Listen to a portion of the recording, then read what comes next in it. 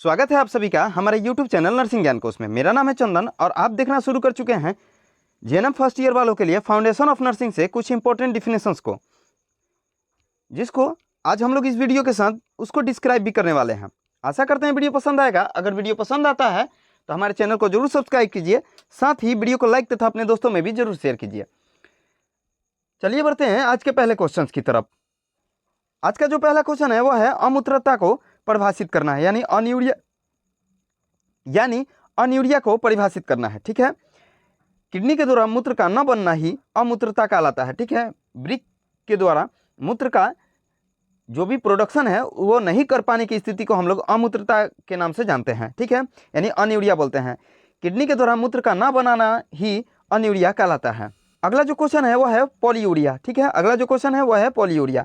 अधिक मात्रा में मूत्र त्याग करना ही बहुमूत्रता या पॉलीयूरिया के नाम से जाना जाता है। अगर एक्सीज मात्रा में पेशाब जो है वो निकल रहा है, ठीक है, तो उसे हम लोग पॉलीयूरिया के नाम से जानते हैं, यानी बहुमूत्रता के नाम से जानते हैं।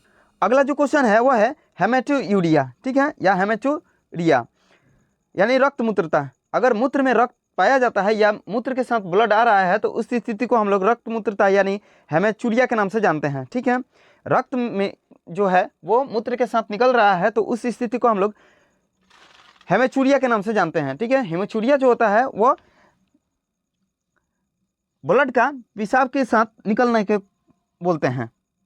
अगला जो क्वेश्चन है वो है अल्बुमिनुरिया। ठीक है, अल्बुमिनुरिया।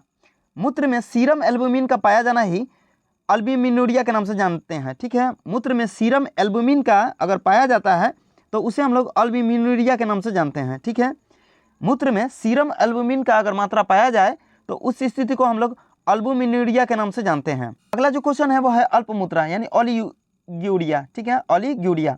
मूत्र का बहुत थोड़ी मात्रा में बनना, ठीक है, या बहुत कम मात्रा में मूत्र का उत्सर्जन होना ही अल्पमूत्रता या ओलिगोरिया के नाम से जाना जाता है। ठीक है, मूत्र का बहुत थोड़ी मात्रा में या बहुत कम मात्रा में बनना ओलिगोरिया कहलाता है। अगला जो क्वेश्चन है वो है ग्लाइकोसूरिया। ठीक है, अगला है ग्लाइकोसूरिया। पेशाब में अगर ग्लूकोज का मात्रा पाया जाता है तो उस स्थिति को हम लोग ग्लाइकोसूरिया के नाम से जानते हैं। मूत्र में ग्लूकोज का पाया जाना ही ग्लाइकोसूरिया कहलाता है। अगला क्वेश्चन है ऑटोप्सी। ठीक है, या शव परीक्षण, जिसे हम लोग पोस्टमार्टम भी बोलते हैं। मृत्यु के कारण अथवा विकृत जन अवस्था का पता लगाने के लिए शरीर के अंगों एवं ऊतकों का मरणोत्तर परीक्षण करना शव परीक्षण कहलाता है। ठीक है, मरने के बाद जो शरीर के अंग और ऊतक होते हैं उनका परीक्षण करना ही शव परीक्षण के नाम से जाना जाता है। ठीक है, किसी व्यक्ति के मरने के बाद उसके मृत्यु के कारण अथवा विकृत जन यानी किस अवस्था में वो डेथ किया है या कौन से अवस्था के कारण वो डेथ किया है, इसका पता लगाने के लिए जो शरीर के अंगों या ऊतकों पर जो परीक्षण किया जाता है उसी को हम लोग ऑटोप्सी के नाम से जानते हैं, यानी शव परीक्षण के नाम से जानते हैं। आगे बढ़ते हैं। अगला क्वेश्चन है एम्बेल्पिंग। ठीक है, अगला है एम्बेल्पिंग।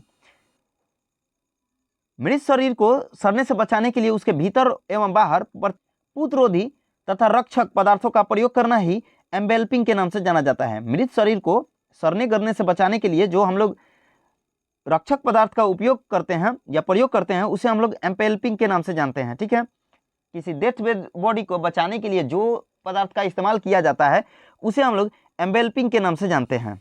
अगला जो क्वेश्चन है वो है यूथेनेसिया। ठीक है, यूथेनेसिया। आसानी से होने वाली या वेदना रहित मृत्यु को हम लोग यूथेनेसिया के नाम से जानते हैं, यानी कोई व्यक्ति अगर नॉर्मल डेथ कर रहा है, ठीक है, बिना किसी दर्द के या फिर बिना किसी पीड़ा के या वेदना के, तो उस स्थिति को हम लोग यूथेनेसिया के नाम से जानते हैं। ठीक है, आसानी से होने वाली या वेदना रहित मृत्यु को हम लोग यूथेनेसिया बोलते हैं। ठीक है, अगर कोई व्यक्ति नॉर्मल डेथ कर रहा है तो उस स्थिति को हम लोग यूथेनेसिया के नाम से जानते हैं। आगे बढ़ते हैं। अगला क्वेश्चन है होस्पिस देखभाल। ठीक है, होस्पिस देखभाल। मरणासन रोगी की देखभाल करना ही होस्पिस देखभाल के नाम से जाना जाता है। अगर कोई व्यक्ति मरने के निकट है या फिर डेथ करने वाला है और उसका हम लोग केयर कर रहे हैं, ठीक है, देखभाल कर रहे हैं, तो उस स्थिति को हम लोग होस्पिस देखभाल के नाम से जानते हैं। ठीक है, यानी जो मरणसन रोगी होते हैं या अभी मरने वाले होते हैं, कुछ दिन बाद या कुछ समय बाद मरने वाले होते हैं, उसका हम लोग जो केयर करते हैं उसी को हम लोग होस्पिस देखभाल के नाम से जानते हैं। अगला क्वेश्चन है राइगर मोर्टिस। ठीक है, राइगर मोर्टिस। मृत शरीर का अकर जाना ही राइगर मोर्टिस के नाम से जानते हैं। ठीक है, मृत शरीर जो होता है वो कुछ देर बाद या कुछ घंटे बाद अकड़ना शुरू करता है, यानी उसमें जो होता है वो भारीपन आना शुरू होता है, जिस स्थिति को हम लोग राइगर मोर्टिस के नाम से जानते हैं। ठीक है, मृत शरीर का अकड़ना राइगर मोर्टिस के नाम से जाना जाता है। अगला जो क्वेश्चन है वो है निदान यानी डायग्नोसिस। रोग की प्रकृति एवं सीमा का निर्धारण निदान कहलाता है। किसी रोग का जो प्रकृति होता है और किस हद तक वो बढ़ सकता है, इसके लिए जो हम लोग निदान यानी डायग्नोसिस करते हैं या इन्वेस्टिगेशन करते हैं, उसी को हम लोग निदान के नाम से जानते हैं। ठीक है, रोग की प्रकृति एवं सीमा का निर्धारण निदान कहलाता है। अगला जो क्वेश्चन है वो है प्रोग्नोसिस यानी पूर्वानुमान। रोग की अवधि एवं घटनाक्रम की भविष्यवाणी करना ही पूर्वानुमान कहलाता है। किसी भी चीज़ के बारे में अगर हम लोग पूर्व से ही अनुमान कर लें तो उस स्थिति को पूर्वानुमान या प्रोग्नोसिस के नाम से जानते हैं। चूँकि हम लोग रोग संबंधित बात कर रहे हैं तो रोग की अवधि एवं घटनाक्रम की भविष्यवाणी करना ही पूर्वानुमान के नाम से जाना जाता है। अगला जो क्वेश्चन है वो है एटियोलॉजी यानी रोग हेतु विज्ञान। ऐसा विज्ञान जिसमें रोगों का कारण ढूंढा जाता है, यानी रोग के कारण को ढूंढना ही रोग हेतु विज्ञान या एटियोलॉजी के नाम से जाना जाता है। ठीक है, विज्ञान की वह शाखा जिसमें रोगों का कारण ढूंढा जाता है, उसी को हम लोग रोग हेतु विज्ञान या एटियोलॉजी के नाम से जाना जाता है। अगला जो क्वेश्चन है वो है रोग विज्ञान या विकृत विज्ञान या पैथोलॉजी जिसको बोलते हैं। चिकित्सीय विज्ञान की वह शाखा जो रोगों का अध्ययन करती है, ठीक है, उसी को हम लोग रोग विज्ञान या विकृत विज्ञान के नाम से जानते हैं। रोग प्रक्रिया के दौरान शरीर की रचना एवं कार्यों में होने वाले परिवर्तनों को भी यह सूचित करती है। ठीक है, रोग प्रक्रिया के दौरान शरीर की रचना और प्रक्रिया में होने वाले जो भी परिवर्तन होते हैं उसको भी रोग विज्ञान या विकृत विज्ञान सूचित करता है। अगला जो क्वेश्चन है वह है चिन्ह यानी साइन। ऐसे चिन्ह जिन्हें देखा या महसूस किया जा सकता है उसे हम लोग चिन्ह के नाम से जानते हैं। ठीक है, जिसे देखा या महसूस किया जा सकता है उसी को हम लोग साइन के नाम से जानते हैं। जैसे बुखार होता है, ठीक है, कोई दर्द वगैरह होता है तो उसी को हम लोग चिन्ह बोलते हैं। अगला जो क्वेश्चन है वह है सिम्टम। ठीक है, मरीज के द्वारा बताए जाने वाले लक्षण या रोग को हम लोग लक्षण के नाम से जानते हैं। ठीक है, मरीज के द्वारा बताए जाने वाले लक्षण या रोग की प्रकृति और स्थान लक्षण कहलाता है। जैसे पीड़ा हो रहा है यानी दर्द वगैरह हो रहा है तो किस भाग में हो रहा है, इसी को हम लोग लक्षण के नाम से जानते हैं। अगला क्वेश्चन है वह है जटिलता यानी कॉम्प्लिकेशन। रोग के कारण अन्य रोग जो उत्पन्न होते हैं उसी को हम लोग कॉम्प्लिकेशन के नाम से जानते हैं। अगर किसी रोग के कारण अगर कोई और रोग उत्पन्न हो रहा है तो उसी को हम लोग कॉम्प्लिकेशन के नाम से जानते हैं।